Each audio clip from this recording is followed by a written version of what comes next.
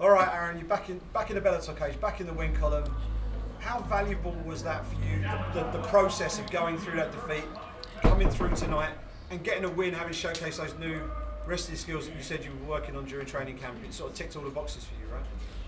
Do you know, I didn't really know what Fred was going to bring. I didn't know if he was going to stand and bang or I just didn't know. I watched some of his fights and every fight was a bit different. So we're just trained in every aspect. I know I've got the heavy hands.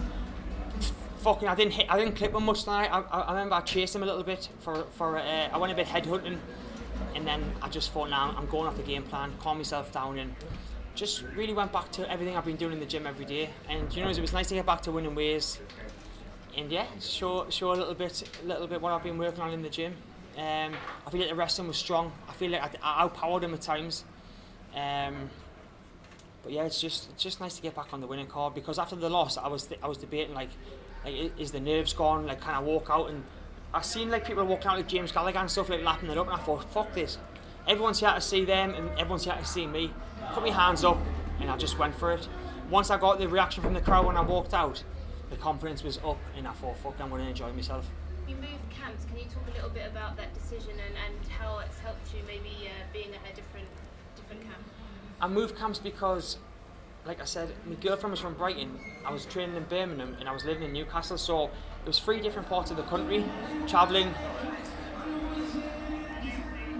like 20-25 hours a week. So I thought, you know, there's a house in Newcastle, we've all lived there as a family, and I thought, instead of putting 25 hours on the road, maybe put them in the gym. So that's what I've done, and Birmingham was amazing. If it wasn't for Birmingham and the lads of Birmingham, I wouldn't be where I am, but it was time to, in this part of my career, get a full-time coach who is on the phone every day telling us what I need to do, what I'm doing, and where I should be. So it wasn't anything to do with, apart from I just didn't want to travel anymore. That was it. It seems like it paid off because you looked a lot more relaxed in there as well. That's what I've been working on. Like, I'm my own biggest critic. I think the Newcastle fight, if you noticed, that was my hometown crowd, and I couldn't even lift my head up walking out.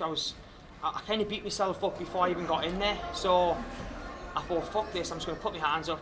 And then when Sweet Caroline come on, I could hear him singing, I thought, right, this is it. This is my night. I took the song from Darren Till, but I don't think he'd mind that. So yeah, once it come on, I really enjoyed it. And like I say, I think it's shown tonight. How did you feel coming out?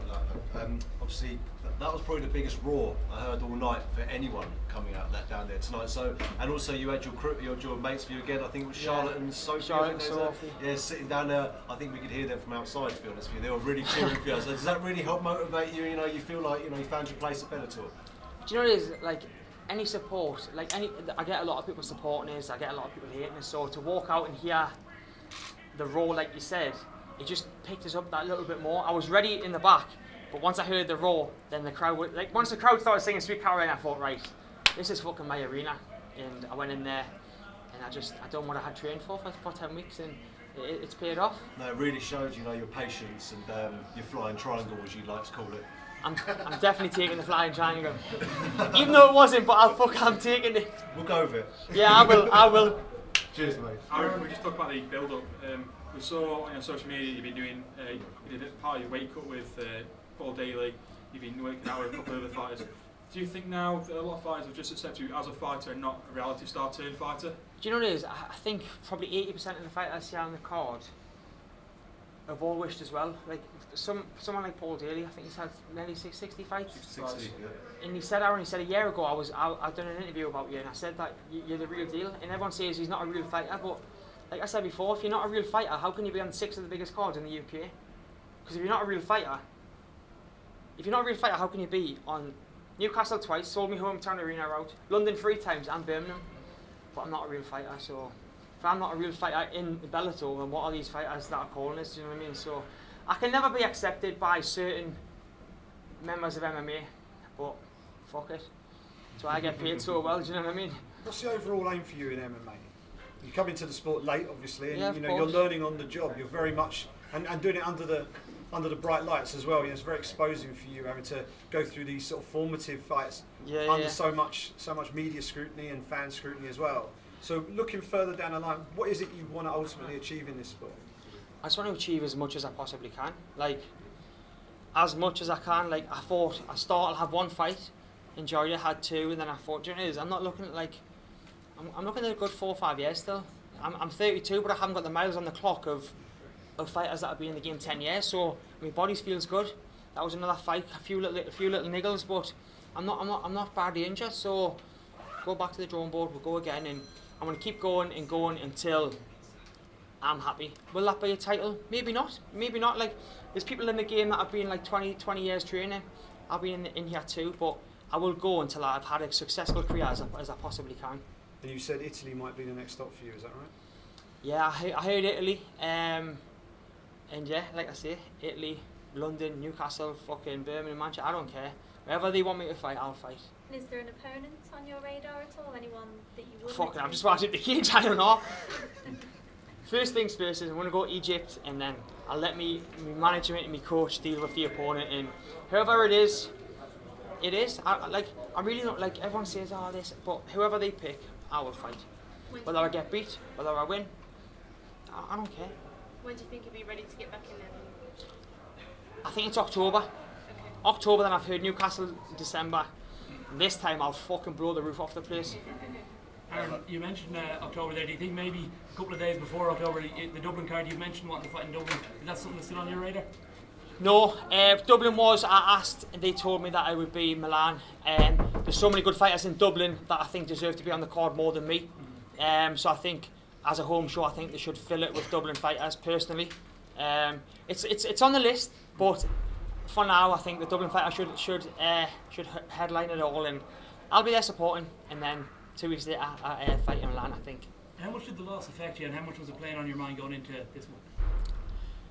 Well, I'd never lost before, so I didn't really know what to expect. It upset us because I thought I had let everyone down. I mean, it was my first loss, and it was my first loss in Newcastle, so it doesn't get any worse than that. And I felt like once I had lost, the pressure was off a bit. Like the build-up this week, I just felt nice and calm. I thought, I've lost now, so what's the worst that can happen? You can only lose, and that was it. And yeah, it affected us, but it affected us in a good way because I've just got back to winning ways and showed a bit more of an all-round game than I was used to.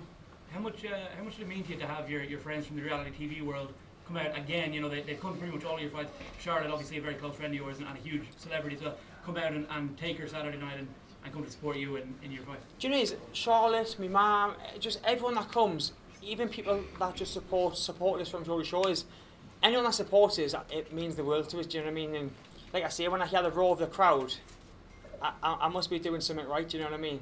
I hear a little bit of boos, but fuck them. The roar was better than the booing, so it's all good. Aaron, congratulations on a beautiful finish. Thank you. Are you a religious guy? Am I religious? Yes. I'm not, unfortunately, I'm not. Yes, this is actually a Hinduism sign, so It's a peace sign, isn't it? Is it peace? Yeah, peace. Yeah, peace sign, yeah.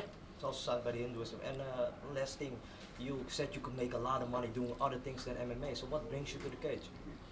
Do you know, I had a TV career that was paying well, but it wasn't fulfilling me as a person. Like, after TV, if I had kept that up, then where would I go? And I always said to myself I wanted to do MMA, so it was getting to the point where I was getting to 30 years old, and if I didn't transition then I would never have done it. So I transitioned, I put me all into it, and here we are, 2 years later, 6 fights in, and yeah, and just a flying triangle on the card, so I'm good. Looking out of the fight, I actually saw that Lee Royce Grace actually stopped you and shook your hand and congratulated you on your submission. What was it like having legends like that should pay you dues and give you? Well, as soon as he said that was a good triangle, that's all I needed to hear. I think he was going to finish the combo, but I was just like, as soon as he says that was a good triangle, then I was fucking.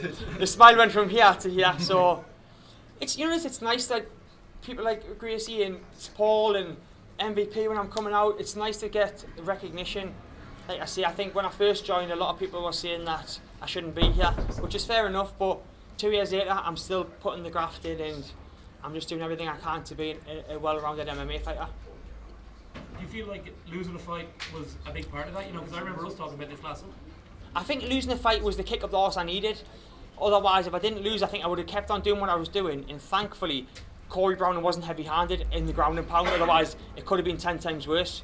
So I think the losing was the kick up the arse I needed to push us on to go to the wrestling and other things. Good? Good man. Where's my pint? Thank you very much.